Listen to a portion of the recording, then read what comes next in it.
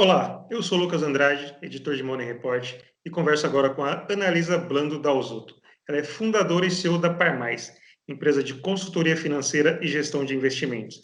Tudo bem, Analisa? Obrigado pela gentileza. Um prazer enorme estar aqui. Muito obrigada pelo convite. Analisa, o início dessa crise, da crise do coronavírus, trouxe muita apreensão para os investidores. Passado já 2 meses, praticamente, desde o início disso tudo, como está o cenário agora? Qual que é a sua percepção? Está tudo mais calmo, evidentemente está mais calmo, inclusive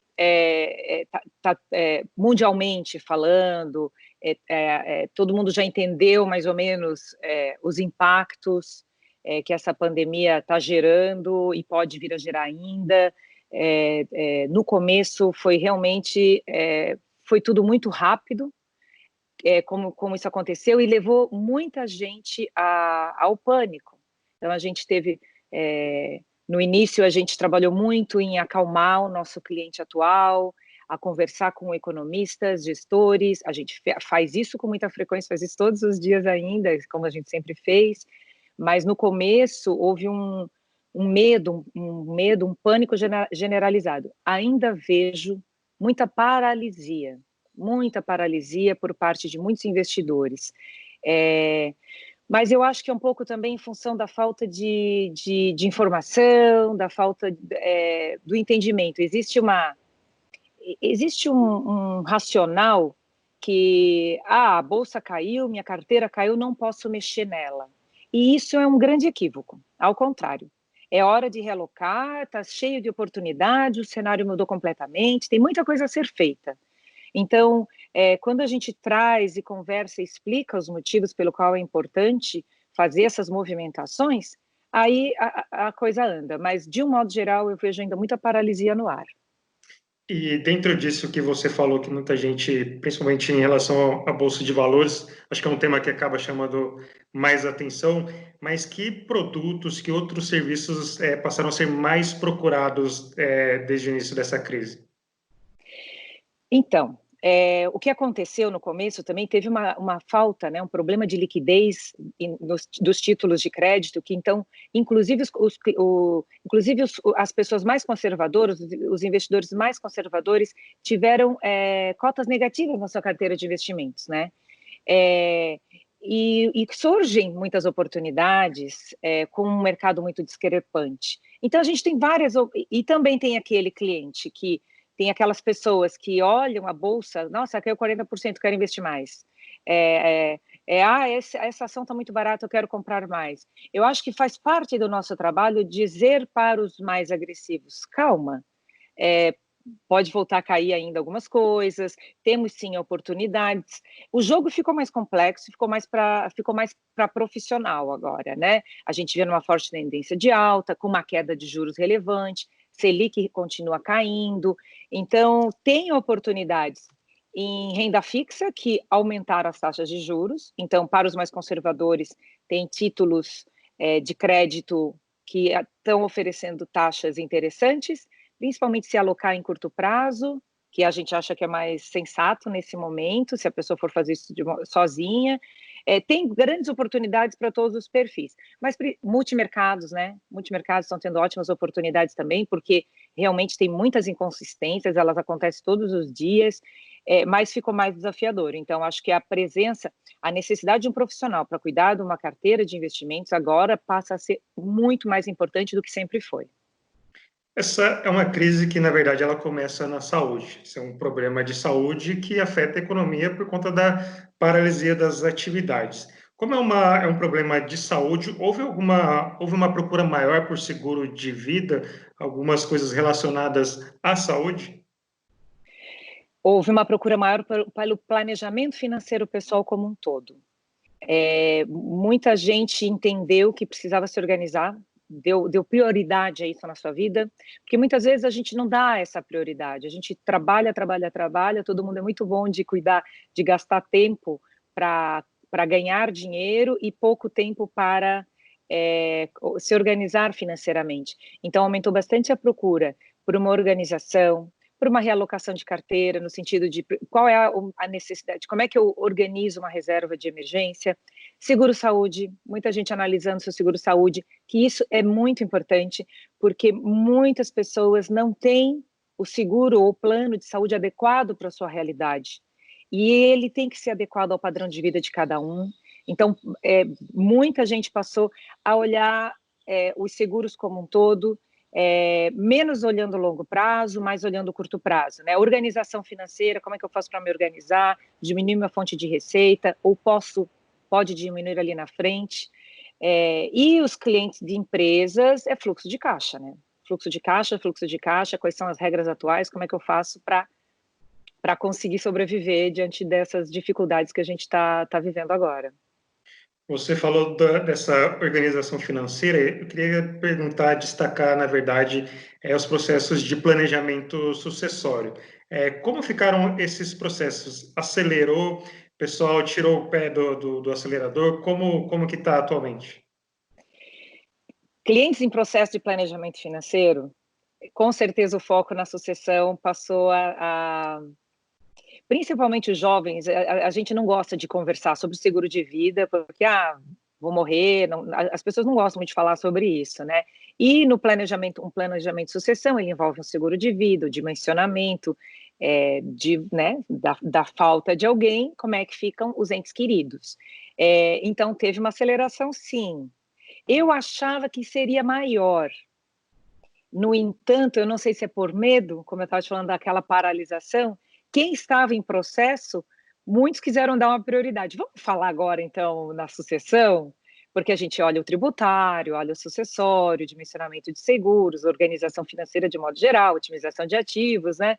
Plano de aposentadoria. Aí o plano de aposentadoria deixa para um segundo momento e entrou o plano de sucessão na frente. E que dá tudo certo, tudo faz parte do meu planejamento financeiro, mas a gente vê, e eu acho que finanças comportamentais explica isso também. Tem aqueles que encaram, e tem aqueles, tem até um efeito, chama efeito avestruz, que a gente, é natural do ser humano, em momentos de medo, a gente querer enfiar a cabeça na terra e não querer enxergar a nossa situação.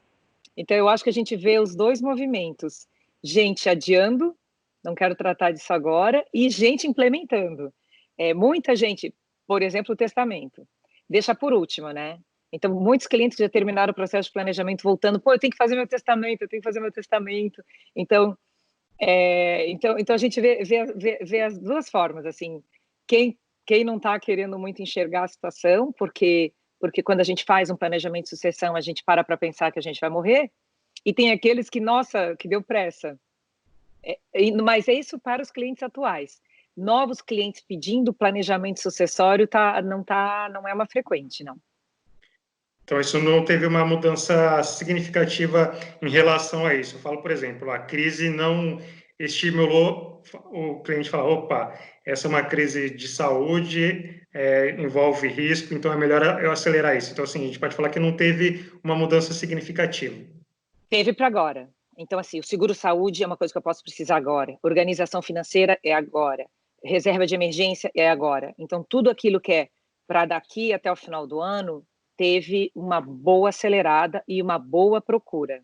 Aquilo que é de longo prazo, não, bem menos. Plano de aposentadoria parece que é uma coisa tão distante, sabe?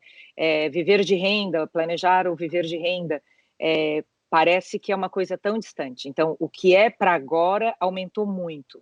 Os planos que a gente pode adiar estão sendo muito adiados. É bem interessante a relação das pessoas com esse momento de incerteza, com relação ao dinheiro, né, as finanças. Que outras mudanças você conseguiu perceber em relação ao comportamento do investidor? Você falou isso, que esses planos de longo prazo estão um pouco adiados, se a gente pode falar assim, eles estão dando prioridade a questões mais urgentes. Que outras mudanças você conseguiu perceber desde o início dessa crise? Eu acho, né, como eu estava até falando antes, principalmente a paralisia, e eu acho que tem que conversar um pouco, a gente tem falado muito sobre finanças comportamentais, que é a relação do homem com o dinheiro. Vários Nobels de economia saíram para psicólogos que comprovaram que nós temos atalhos mentais que atrapalham o nosso processo de decisão, atrapalham a gente na tomada de decisão. Então, que a gente já via em outras crises, quando a gente, a dor da perda, ela é mais que o dobro intensa do que a alegria do ganho. Então, quando a gente perde alguma coisa, a gente fica muito traumatizado com aquilo, a gente não esquece o que perdeu. Então, muita gente está traumatizado com as perdas e está muito sofrendo. E aí entra um outro viés, que é o efeito manada, que todo mundo conhece, e que é muito complicado, que a gente tem conversado bastante, até eu acho que o Money Report tem feito um trabalho excelente na elucidação dos fatos, sem vieses, né, sem tanto viés político, que a imprensa tem mostrado, de modo geral, a imprensa ela mostra os fatos de uma forma tão sangrenta.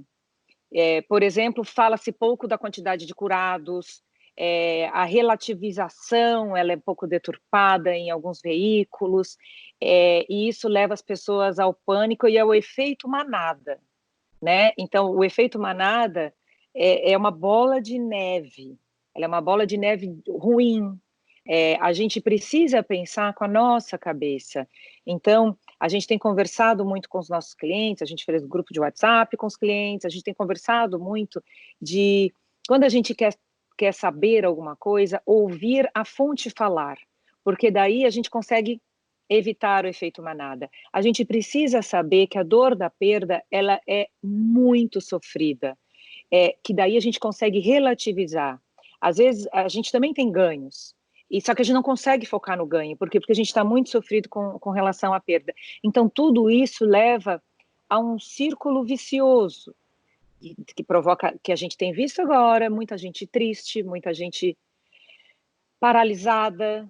Então, eu acho que eu acho que é um efeito assim um pouco assustador, a paralisia que toma conta de tanto investidor, de tanto cliente, de tanta gente, né? Então, esses são os fenômenos que me chamam muita atenção nesse momento. Focando nessa sua observação, principalmente nessa relação do homem com o dinheiro, pela sua percepção, a tendência é que as pessoas saiam da crise mais austeras, ainda nessa paralisia, como você tem destacado, ou sedentas por consumo, querendo consumir, querendo sair, querendo gastar? Qual que é a sua percepção com base nos clientes? Quando a gente vive fortes emoções, esses vieses, esses atalhos mentais, eles ficam muito fortes, porque ou a gente usa a razão ou a gente usa a emoção. A razão é um veículo mais lento, que a gente precisa racionalizar. A emoção a gente toma, né, age por impulso. E como eu estava te falando, né, as pessoas não estão muito olhando para longo prazo, estão olhando para curto prazo. Então, o fenômeno que a gente viu na China, que é grandes quantidades, ou que a gente viu também em Paris, que as pessoas saem às compras porque eu mereço, porque eu quero me presentear. Eu acho que vai acontecer muito isso. As pessoas estão vivendo fortes emoções, está todo mundo sobre um impacto, né, intenso. Então, eu acho que vai ser uma correria por consumo e uma correria por viver a vida, como se o mundo fosse acabar amanhã. Então, seria isso, como você destacou, essa dor da perda vai ser compensada por um movimento maior pró-consumo. Essa é a sua Que eu percepção? mereço. Eu mereço. Eu não sei se eu vou estar viva amanhã, então eu quero viver a vida, eu quero curtir o momento, eu quero me presentear, porque eu não aguento mais que 2 meses dentro de casa, 3 meses dentro de casa. Eu acho que no primeiro momento é isso que acontece. E pensando então depois num momento posterior, né, já com o cenário normalizado, com essa pandemia sob controle, as atividades voltando ao normal, as relações voltando ao normal, tem uma projeção de quando esse investimento, esses projetos de longo prazo podem voltar a ser um normal, as pessoas voltarem a pensar, agora eu preciso pensar no longo prazo. Tem alguma expectativa aí? Não, porque não sei quanto tempo a pandemia, quando que a gente consegue restabelecer a nossa rotina normal, né? Tudo vai depender de quanto tempo a gente vai conseguir voltar a viver normalmente. Mas deveria, porque nós vamos viver mais, nós vamos viver 100 anos. Então, como que a gente vai viver nos próximos 20, 30, 40, 50, 60 anos? O planejamento financeiro, ele traz muita tranquilidade, ele traz muitas alegrias, ele é muito importante para as pessoas. Então, deveria, né, se as pessoas conseguirem voltar à racionalidade, então, resumindo a resposta é a seguinte: tão logo o racional volte a imperar, a gente consegue voltar a pensar no futuro. Annalisa, falando agora um pouco mais sobre o seu papel como CEO, você como executiva que comanda uma empresa, assim, o que mudou desde o início dessa pandemia? O que vocês adotaram aí dentro da empresa?